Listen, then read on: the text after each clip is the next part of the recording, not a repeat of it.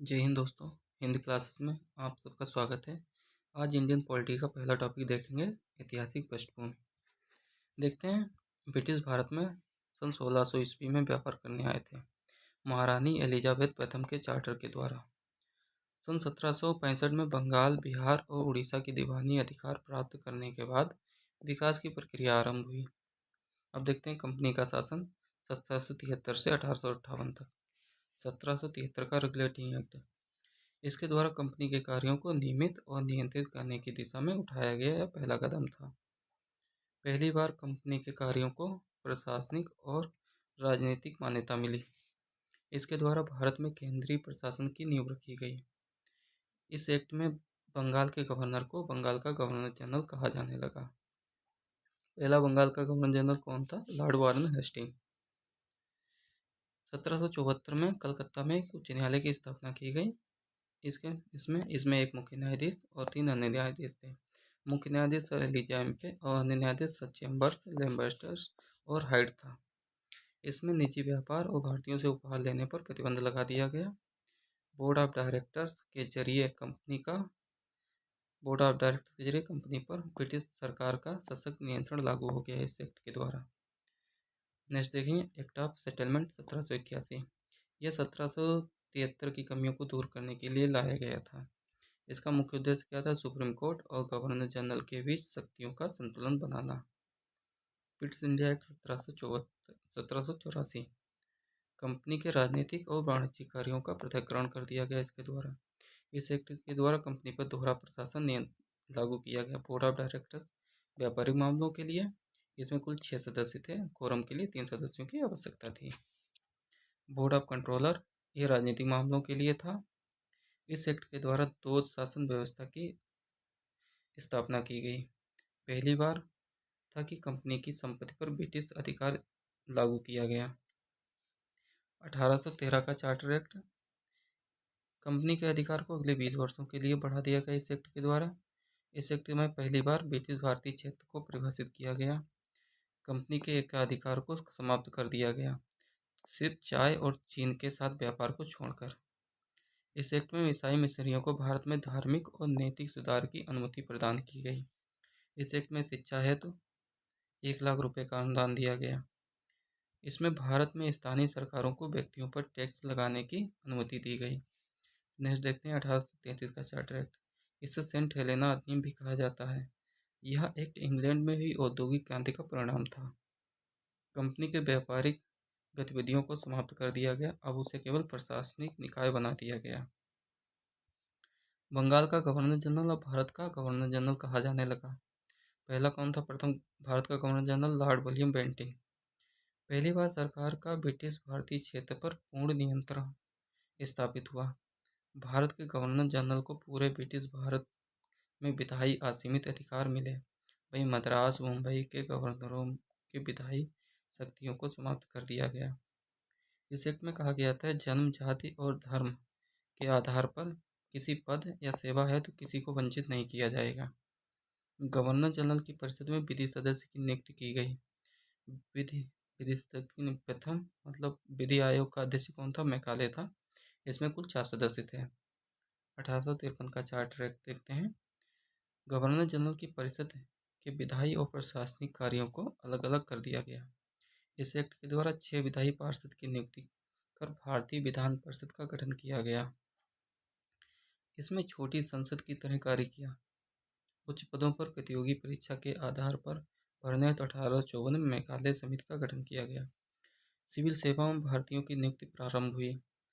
पहली बार भारतीय केंद्रीय परिषद में स्थानीय प्रतिनिधित्व शुरू किया गया। इसके लिए 6 नए सदस्यों में से 4 का बंगाल, मद्रास, मुंबई और आगरा की प्रांतीय सरकारों द्वारा चुना जाना था। नेक्स्ट देखेंगे, भारत शासन अधिनियम 1958।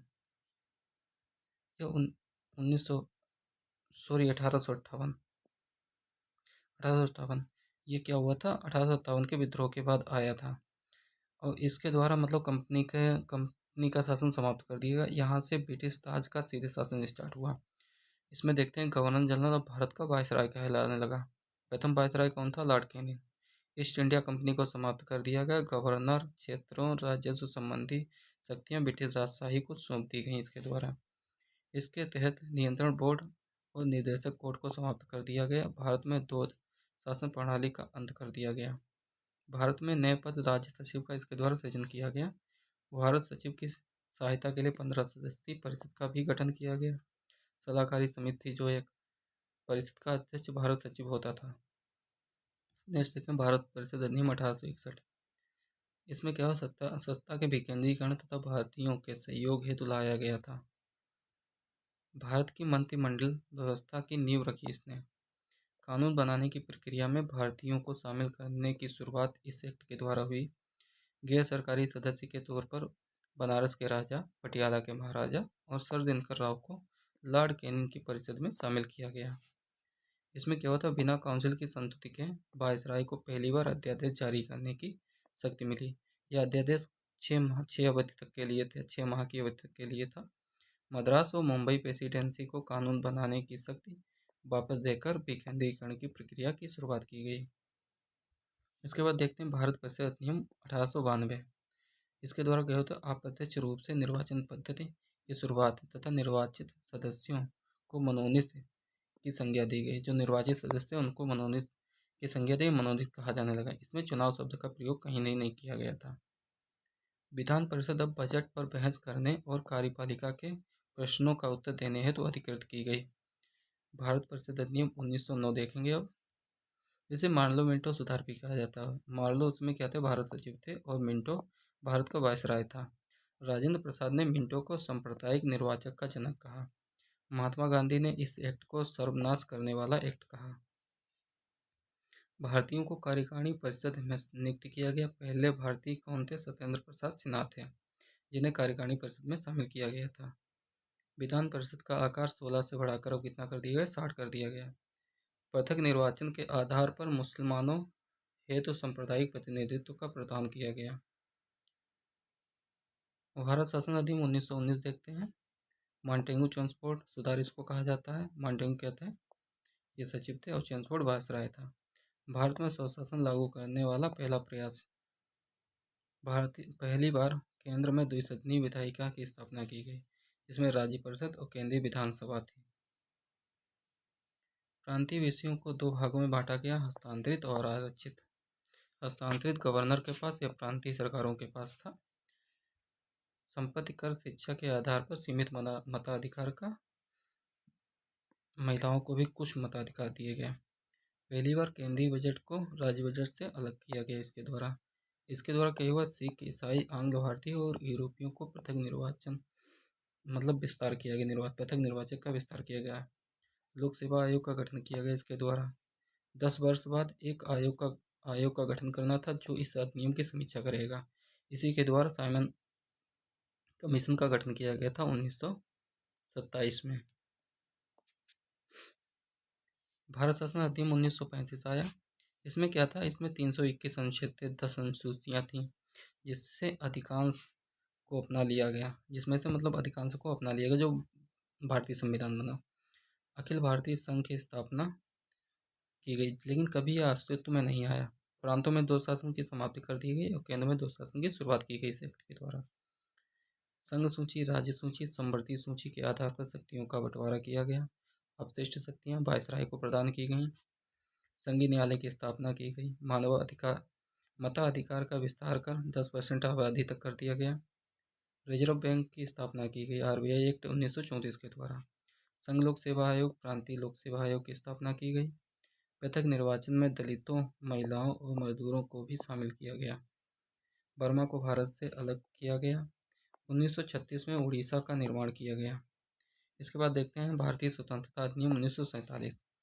3 जून 1947 को माउंटबेटन प्लान पेश किया गया, जिसे 15 जुलाई 1947 में हाउस ऑफ कॉमन द्वारा पारित किया गया। वायसराय पद और ब्रिटेन में भारत सचिव पद को समाप्त कर दिया गया। शाही उपाधि से भारत का सम्राट शब्द, इसको भी समाप्त कर दिया गया।